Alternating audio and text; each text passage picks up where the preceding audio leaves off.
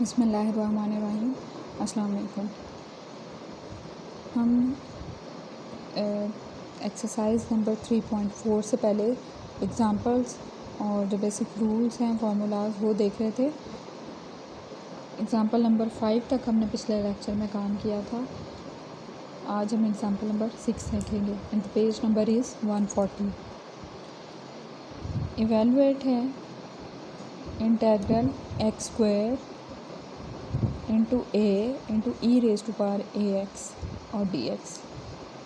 ए यहाँ पे आपको कांस्टेंट नज़र आ रहा है, ए को आप बाहर भी निकाल सकते हैं। अब हम कर रहे थे इंटीग्रेशन बाय पार्ट्स। उसमें दो फंक्शंस आपको गिवन होते हैं यूजुअली, जिनको आपने इंटीग्रेट करना होता है, यानी दो फंक्शंस का प्रोडक्ट आपको गिवन होता है जिनको आपने इंटीग्रेट करना है। उन दो फंक्शंस में से हमने डिसाइड करना है कि हमने किसकी इंटीग्रेशन करनी है और किसका डेरिवेटिव लेना है। अगर दोनों फंक्शंस की हमें इंटीग्रेशन आती हो तो फिर हम उसमें से देखते हैं कि अगर तो पॉलिनॉमियल है तो फिर हम पॉलिनॉमियल को डिफरेंशिएट कर देते हैं, जबकि जो दूसरा फंक्शन होता है हम उसको इंटीग्रेट कर लेते हैं।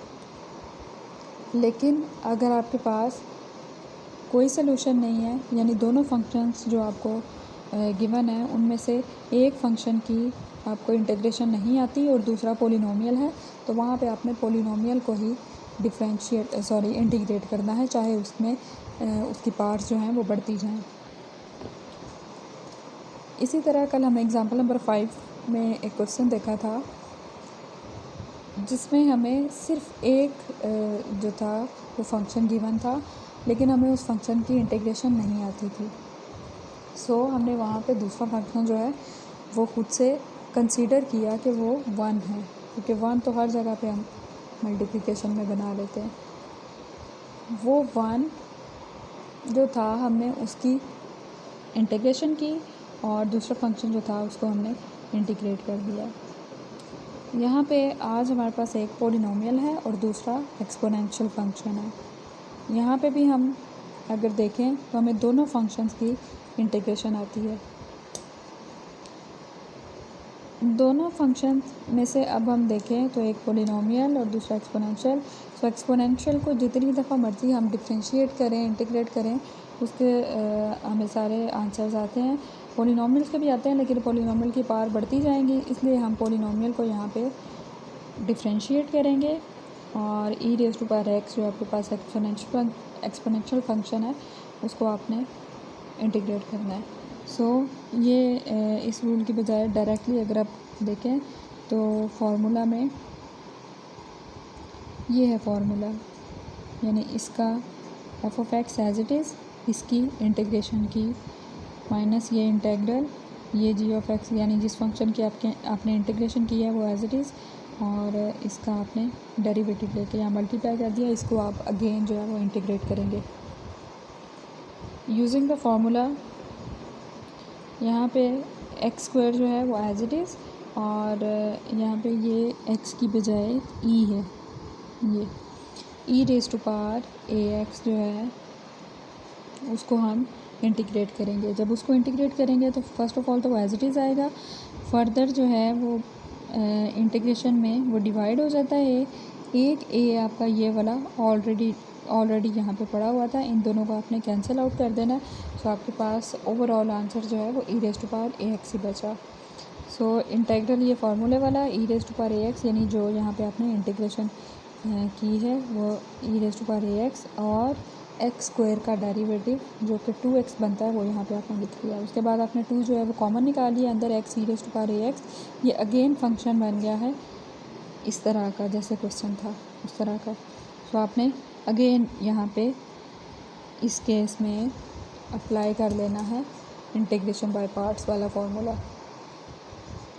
उसमें आपने क्या करना है, अब इसको कंसीडर किया, but x e raise to power a x into d x ये कंसीडर किया आपने, तो एक्स आप एज इट इज़ रखेंगे और e raise to power a x की integration e raise to power a x by a x minus integral फार्मूले वाला, ये जो फंक्शन है जिसकी इंटीग्रेशन की है वो इंटीग्रेशन यहाँ पे, और एक्स का डेरिवेटिव 1।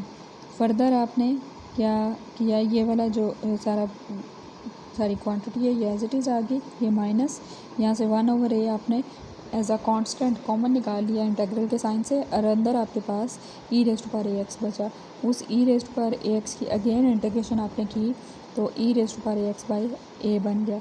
सो ये जो है आपके पास ओवरऑल ये आंसर आ गया। ये वैल्यू उठा के आपने ये आंसर जो है ये टोटल पूरे फंक्शन का है। ये जो आंसर है ना यहाँ से यहाँ तक ये वैल्यू आपने उठा के वापस यहाँ पे सब्स्टिट्यूट की है और सिंप्लीफाई करने के बाद आंसर आ गया। पेज नंबर 141 है नेक्स्ट। एग्जांपल नंबर 7 है evaluate integral e⁻x into cos bx और dx आपका वैसे। यहाँ पे आपने इन दोनों फंक्शंस पे गौर किया तो पता चला कि e⁻x की भी इंटीग्रेशन आती है आपको और cos bx की भी आती है। तो यहाँ पे आप किसी को भी ले सकते हैं क्योंकि आपको दोनों की इंटीग्रेशन आती है और दोनों में से कोई एक पॉलिनॉमियल भी नहीं है। मीन्स टू से कि ऐसा भी नहीं है कि आप एक फंक्शन जो है उसकी पार्ट्स जो हैं वो बढ़ती जाएंगी, ये ऑल्टरनेट होते रहेंगे। e⁻x जो है वो एज इट इज़ आता जाएगा, cos bx जो है वो cos साइन में कन्वर्ट होगा, फिर साइन cos में, cos साइन में, वो इसी तरह चलता जाएगा। तो यहाँ से आपने कोई भी फंक्शन जो है वो कंसीडर कर लेना है। अगर इस एग्जांपल में आप देखें तो उसने cos bx को इंटीग्रेट किया हुआ है जबकि e⁻x को डिफ्रेंशिएट किया है। सबसे पहले इंटीग्रेशन बाय पार्ट्स के फार्मूले के अकॉर्डिंग e⁻x जो है वो एज इट इज़ और cos bx की इंटीग्रेशन की तो वो sin bx/b बन गया, माइनस इंटीग्रल का साइन ये फार्मूले वाला, ये जिसकी इंटीग्रेशन की थी वो एज इट इज़, और e⁻x जो है उसका डेरिवेटिव लिया जो कि बना a टाइम्स e⁻x। यहाँ से आपने a और b कॉन्स्टेंट्स जो थे वो बाहर निकाल लिए और अंदर आपके पास e⁻x इंटू साइन bx बचा। यहाँ पे हम इसको अगेन इंटीग्रेटिंग बाय पार्ट्स करेंगे, बल्कि आप इसी को कंसीडर कर लें। तो ये कंसीडर करते हुए यहाँ पे e⁻x को एज इट इज़ रखा, साइन bx की इंटीग्रेशन की जो कि बनी माइनस cos bx/b, ये माइनस इंटीग्रल का साइन, ये अगेन जिसकी इंटीग्रेशन थी वो वापस यहाँ पर पुट कर दें माइनस cos bx/b, और e⁻x की का जो डेरिवेटिव है वो a times e⁻x into dx, और ये आपका कांस्टेंट ऑफ इंटीग्रेशन। इसको सिंप्लीफाई करें अगर देखें तो ये a/b बाहर निकालने से बन गया integral e⁻x into cos bx और ये dx प्लस c1। अब ये जो है आपका फर्दर अगर आप करेंगे तो फिर वापस साइन में आएगा, फिर कॉस में ये ऑल्टरनेटिवली चलता जाएगा। उसके अलावा अगर आप इस पर गौर करें तो ये तो आपका ओरिजिनल क्वेश्चन बन गया ये वाला। सो आप ये जो जिसको कंसीडर करके आप इंटीग्रेट कर रहे थे इसकी वैल्यू यहाँ पे एज इट इज़ जो है इन the form of e⁻x cos bx जो है वो यहाँ पे सब्स्टिट्यूट करें 1 में सब्स्टिट्यूट करें अगर आप तो इसको देखें यहाँ पे ये इस साइड पे ये जो नज़र आ रहा है और ये हमें वैल्यू अभी आपको जो पुट की है यहाँ पे ये एज इट इज़ ये माइनस ये जो है प्लस हुआ a/b² e⁻x into cos bx, यहाँ से ये माइनस a/b इधर मल्टीप्लाई हुआ तो minus a²/b² integral e⁻x cos bx, और इस कांस्टेंट के साथ ये अगेन जो है मल्टीप्लाई हो गए a/b। यहाँ पे आप देखें अगर तो ये जो इस साइड पे आपको फंक्शन नज़र आ रहा है जिसके साथ माइनस a²/b² है, यही आपको दूसरी साइड पे भी नज़र आ रहा है। सो आप इसको अगर इस फंक्शन को i का नाम दें और यहाँ पे इसको i का नाम दें तो ये है माइनस a²/b² इंटू आई। तो इसको आप उस साइड पे ले जाएं, i जो है वो आपके पास इकट्ठे हो जाएं एक साइड पे, ये आप इस साइड पे ले जाएं दूसरी साइड पे। तो दूसरी साइड पे ले जाने से ये इस वाले स्टेप को आप छोड़ दें, यहाँ से आप इसको खुद ही सॉल्व करें। ये एक आई उस साइड पे है तो वो आई यहाँ से प्लस हो जाएगा a²/b² टाइम्स आई, आई यहाँ से आप कॉमन निकालेंगे, अंदर एलसीएम लेंगे तो वो बनेगा b square plus a square by b square into i. असल में तो आपने आई कैलकुलेट करना है, तो आई को आप उसी साइड पे रहने देंगे और ये जो मल्टीप्लाई हो रहा है a square plus b square by b square, ये दूसरी साइड पे ले जाके मल्टीप्लाई कर देंगे। सो आपने क्या किया, ये सारा जो आपके पास ये पड़ा हुआ था एज इट इज़ लिखा हुआ है, यहाँ पे जो मल्टीप्लाई हो रहा था वो उधर जाके डिवाइड हो गया, यानी इधर आपके पास ए स्क्वायर प्लस बी स्क्वायर ऊपर था वो नीचे आ गया, बी स्क्वायर नीचे था वो ऊपर चला गया। सो ये आपके पास फाइनली आंसर आ गया। अब आंसर के साथ साथ अक्सर आपको जो है ये in the form of r और थीटा मिलेगा आंसर। इससे रिलेटेड आपके पास क्वेश्चन भी है। सो आपने फर्दर जो है इसको वैल्यूज़ पुट करते हुए सिंप्लीफाई करना है। पुट करेंगे यहाँ पे a is equal to r cos theta और b is equal to r sine theta. ऐसा क्यों किया, ऐसा इसलिए किया क्योंकि ये आपको something into sine b x plus something into cos b x नज़र आ रहा है। और अगर आप फार्मूला पे जाएं कॉस का फार्मूला, तो कॉस का फार्मूला होता है cos alpha cos beta plus sine alpha sine beta. और अगर इसी तरह आप साइन वाले पे जाएं तो साइन वाला आपको मिल जाता है साइन अल्फ़ा कॉस बीटा और कॉस अल्फ़ा साइन बीटा।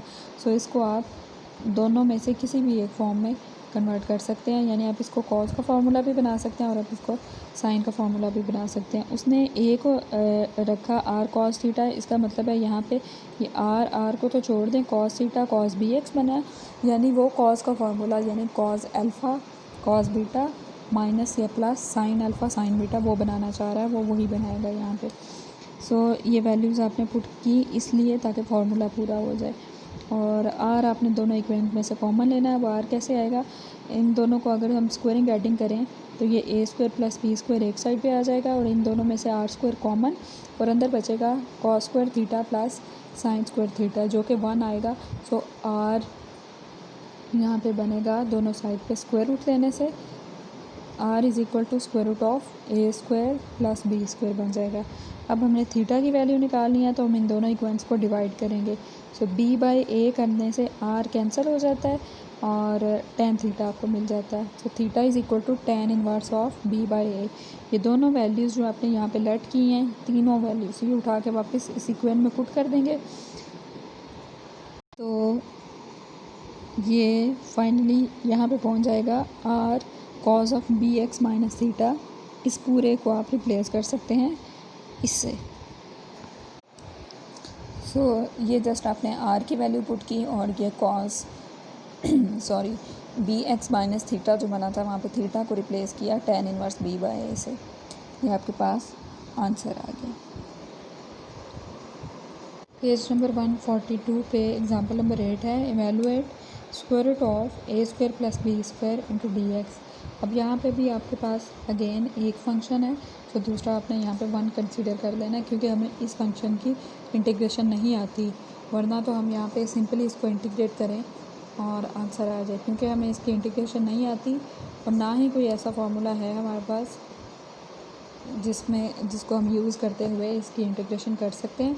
सो हम यहाँ पे दूसरा फंक्शन जो है वो 1 कंसीडर करते हुए इसको इंटीग्रेट करेंगे बाय पार्ट्स।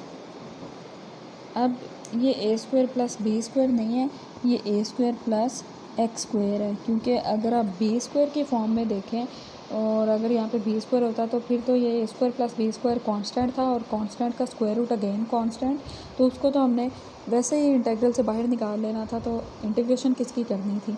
सो ये यहाँ पे एक्स स्क्वायर है। अब दूसरा फंक्शन वन कंसिडर करते हुए 1 की इंटीग्रेशन की एक्स और ये function as it is minus x, ये जिसकी इंटीग्रेशन की है वो यहाँ पे, और इस फंक्शन का हमने डेरिवेटिव लिया, यहाँ पे पावर रूल अप्लाई किया 1/2 a square plus x square raise to power minus 1/2 और फर्दर डेरिवेटिव ऑफ बेस जो कि 2x बनता है। ये जस्ट यहाँ पे सिंप्लीफाई किया हुआ है, इस 2 को इस 2 से कैंसिल किया हुआ है और ये x और x मिलके x square by square root of a square plus x square बना रहे हैं। यहाँ पे ये तो फैक्टर अब साथ साथ चलता जाएगा क्योंकि इसमें मज़ीद कोई काम नहीं होने वाला। यहाँ पे हमने ए स्क्वायर जो है वो ऐड भी किया और सब्ट्रैक्ट भी किया, सो दैट हमें डिनोमिनेटर के साथ सेम चीज़ मिल जाए। सो अगर हम इतने पोर्शन को इसके साथ डिवाइड करें तो ये स्क्वायर रूट जो है ये ऊपर चला जाएगा और बाकी आपके पास बचेगा plus a square by square root of a square plus x square. इसकी इंटीग्रेशन करने के लिए अगर आप देखें तो ये तो वापस आपका क्वेश्चन बन गया। सो इसको आप जो एज इट इज़ अभी चलने दें और ये वाला जो है ये यहाँ पे ये आ गया। अब इसके बाद ये यहाँ पे जो माइनस हो रहा है ये दूसरी साइड पे ले जाएं जहाँ पे ये ऑलरेडी पड़ा हुआ है, तो ये यहाँ पे जाके ऐड हो जाएगा तो 2 टाइम्स हो जाएगा। सो नेक्स्ट आपने 2 को उस साइड पे ले जाके डिवाइड कर देना है। और अब रहेगी इसकी इंटीग्रेशन। ये integral 1 by square root of a square plus x square, इसकी इंटीग्रेशन ये होती है। उसके लिए उसने कहा एग्जांपल नंबर 1 आर्टिकल नंबर 3.4 देखें, उसमें ऑलरेडी ये सॉल्व है। सो ये 2 इधर डिवाइड करने से आंसर बना x into square root of a square plus x square by 2 plus a square by 2 natural log of x plus square root of a square plus x square और plus ये constant आ गया यहाँ पे। तो similarly जो है वो कहता है ये और ये इनको भी हम इवेलुएट कर सकते हैं, ये भी बिल्कुल इस तरह से है। एग्जाम्पल नंबर 9 देखें तो इसमें आपको इंटीग्रेट करना है sign raise to power 4x, जिसका हमें ना तो कोई फार्मूला आता है और ना सिंप्लीफिकेशन आती है। सो हम यहाँ पे जो हमें फार्मूला या सिंप्लीफिकेशन आती है वो साइन स्क्वायर तक आती है, तो हम यहाँ पे साइन स्क्वायर की फॉर्म में अलग-अलग कर लेंगे। सो हमने 2 फंक्शंस बना लिए यहाँ पे साइन स्क्वायर की फॉर्म में। एक को हमने नेक्स्ट जो है वो कॉस में कन्वर्ट कर लिया, इसको एक्सपेंड किया तो ये 2 क्वेश्चंस आपके पास बन गए। अब आपने क्या करना है, इसको आपने हाफ एंगल डबल एंगल जो फार्मूलाज है उससे आपने 1 माइनस कॉस 2x बाई 2 लिख लेना। बाकी ये रह गया। अब आपके पास 2 फंक्शंस है, 2 इनफैक्ट क्वेश्चंस 2 बन गए। एक आपने ये क्वेश्चन करना है और ये करना है। इन दोनों को आप अलग अलग कंसीडर करते हुए कर लें तो वो बेहतर होगा, क्योंकि बहुत सारे लंबे काम नहीं होंगे एक ही स्टेप में। सो आपने अब इसको लेके चलना है। इसकी तो बिल्कुल सिंपल है और शायद पीछे किसी एग्जाम्पल में होगी। साइन स्क्वायर एक्स और कॉस स्क्वायर एक्स, यहाँ पे उसने जो है वो कॉस के 2 टुकड़े कर दिए। एक को उसने साइन के साथ मिला लिया, ये बना लिया ऐसे, इसको उसने एक फंक्शन कंसीडर किया। नेक्स्ट पेज पे देखें, अब बाय पार्ट्स करते हैं उसने वैसे नेक्स्ट पेज पे। चले मैं आपको यहाँ से बता दूँ, अब उसने कॉस एक्स को एज इट इज़ रखना है और साइन स्क्वायर एक्स यानी इसकी इंटीग्रेशन करनी है। इस पे जब इंटेग्रल का साइन आएगा तो आप देखेंगे कि फंक्शन है साथ उसका डेरिवेटिव पड़ा हुआ है, तो आपने फंक्शन की पावर में एक प्लस कर देना है और वही नीचे डिवाइड कर देना है। सो देखें नेक्स्ट पेज पे, cos x as it is और उसने वही काम किया साइन स्क्वायर एक्स के साथ, क्योंकि कॉस एक्स पड़ा हुआ था तो उसका डेरिवेटिव था, तो पावर रूल यूज़ करते हुए साइन क्यूब एक्स बाय 3 और ये sine raise to power 3x by 3 और यहाँ पे कॉस एक्स का derivative minus sine x. Next आपने ये एज इट इज़ लिख लिया और यहाँ से एक साइन, ये sine raise to power 4x जो कि आपका अगेन क्वेश्चन बन गया। तो आपने वापस जो है ये प्लस 1/3 है, उस साइड पे जाके माइनस 1/3 हो जाएगा, तो आपने दूसरी साइड पे ले जाके उसको नेक्स्ट सॉल्व कर देना है और इस क्वेश्चन की भी सिंप्लीफिकेशन यहाँ से देख लेना है। नेक्स्ट है हमारे पास एग्जांपल नंबर 10 और एक नेक्स्ट पेज पे 11 है, उसको हम जब एक्सरसाइज करेंगे उसके साथ देखेंगे। कल हम इंशाल्लाह एक्सरसाइज शुरू करेंगे। अल्लाह हाफिज़।